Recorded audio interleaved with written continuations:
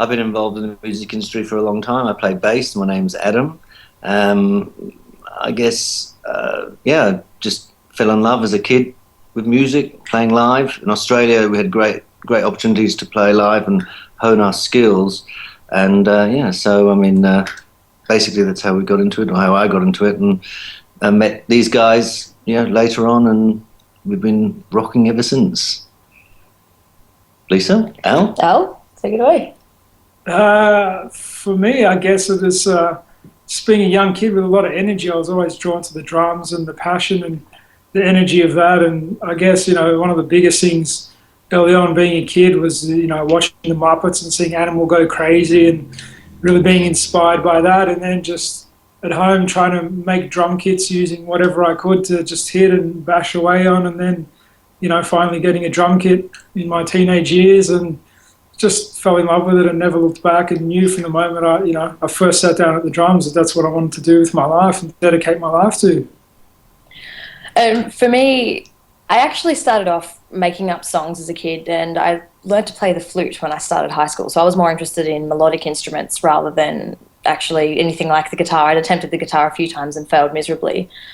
So I persevered with that for quite some time, ended up teaching myself to play piano, and then out of the blue one day I just decided I wanted to play songs by Powderfinger, who were my favourite band at the time, and in order to do that I was going to need to learn to play the guitar. So I taught myself from the age of 15 and also discovered it was a great way to accompany myself with the songs that I'd written, and haven't looked back since then.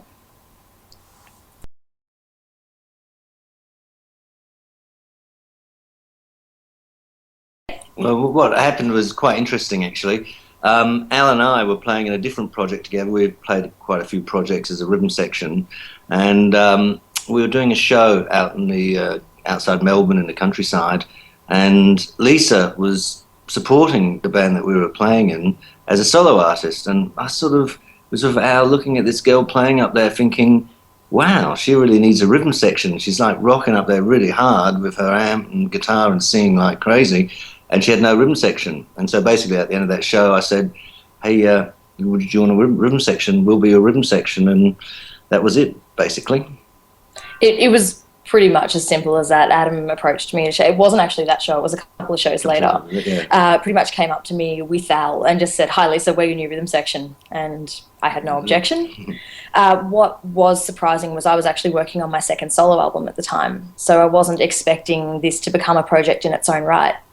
But what happened was after the first rehearsal, we jammed on a couple of songs that I hadn't recorded for this new album that I'd been working on in between those recording sessions and the rehearsal with these guys. And it became glaringly obvious from then that it was more than just a live band for my solo stuff. It was very much a band in its own right and its own living, breathing thing.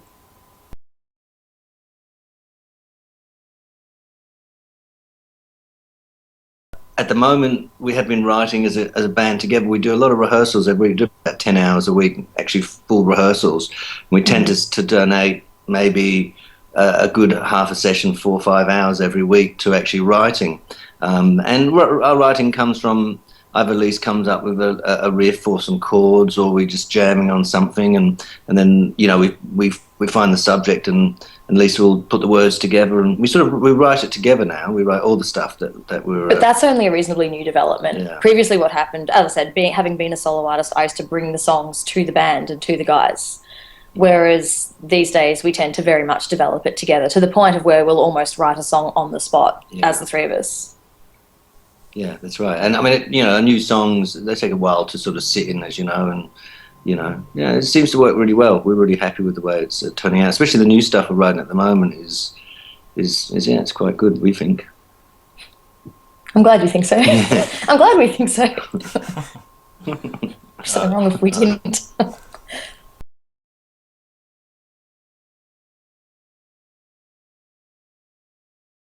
That was really interesting. We actually recorded and mixed it in 2 days. Or 3 days. 3 days. So it was recorded in 2 days. We did the rhythm tracks one day, overdubs the next, and then we mixed it in one day. But we were working with an incredible engineer who was very good at getting the sounds we wanted and just getting the best out of us very quickly.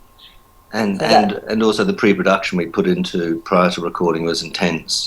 Put a lot of work into perfecting everything, and getting it recorded. What was also interesting with that is the material that we'd originally planned to record for that EP wasn't all of what ended up on there. What happened was it was about a week before the recording session was actually originally booked. Al wound up sick and in hospital. Yeah. So we had to postpone the recording for 2 months, was it? 2 months? And in that time, I actually wrote 6 p.m. in the City and Talking in My Sleep. So they didn't even exist at the time we were doing pre-production. And then by the time it came time to record that that EP, we'd developed those songs. So the recording itself was a really quick process, but the development up until that point was probably a good almost 6 months. Oh yeah, just with the EP, the fact that that 2 month delay sort of really shaped it in terms of adding the 2 new songs. It was good to have those 2 songs that were kind of really fresh and brand new, but then also a track like Trouble that had been there almost since the very early inception of the band as well. It was a good good mix to put out some of the really first songs we'd ever played together, and then something so recent as well. Can't believe this is happening. I know it's not the way I planned. Should I stay in the bed I made? It's gonna be the end of me.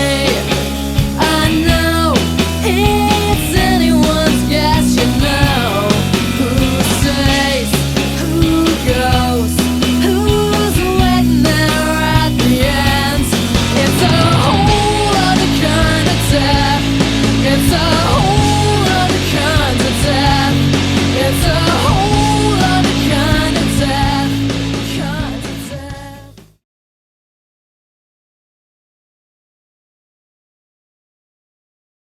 death. With Whole Other Kind, it was inspired by a fairly intense period in my life that I was going through, with a lot of big changes going on personally with work, personal relationships. I'd not long moved to Melbourne from the country, and it was very much a case of seeing people coming and going from your life with a lot of frequency.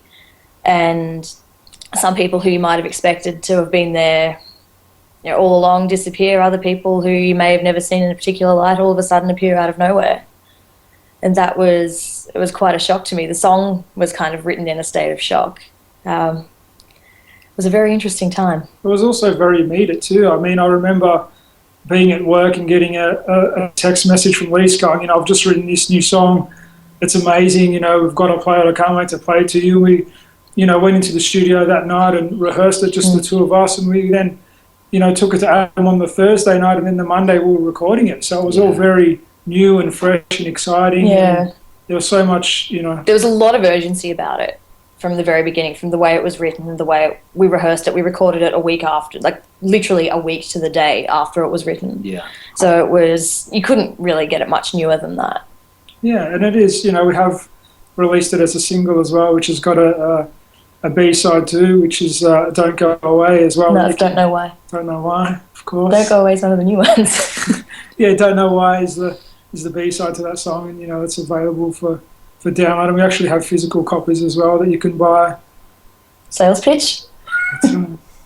But yeah, I mean, it was recorded really quickly, and the takes that we did on that particular take was, sometimes in the studio, if you start doing a take and start doing too many takes, it starts to not be so good. But that take was really early in the takes, if you like, and it was the perfect take. It wasn't laboured over. Yeah, and that was the thing too. The vocal was recorded in one take. It was all very spontaneous, very quick, and it was very much about capturing the raw energy and the emotion of the song rather than labouring over it and basically crushing the life out of it.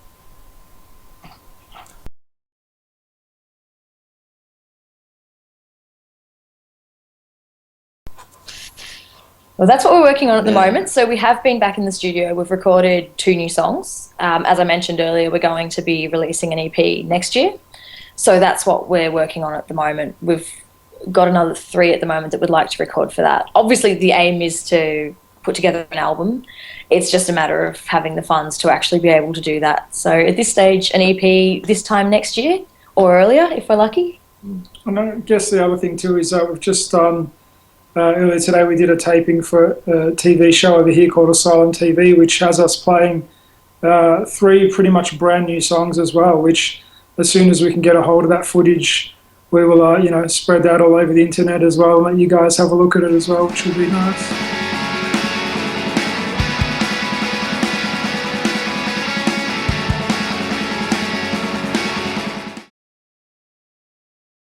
Should I stay in the bed?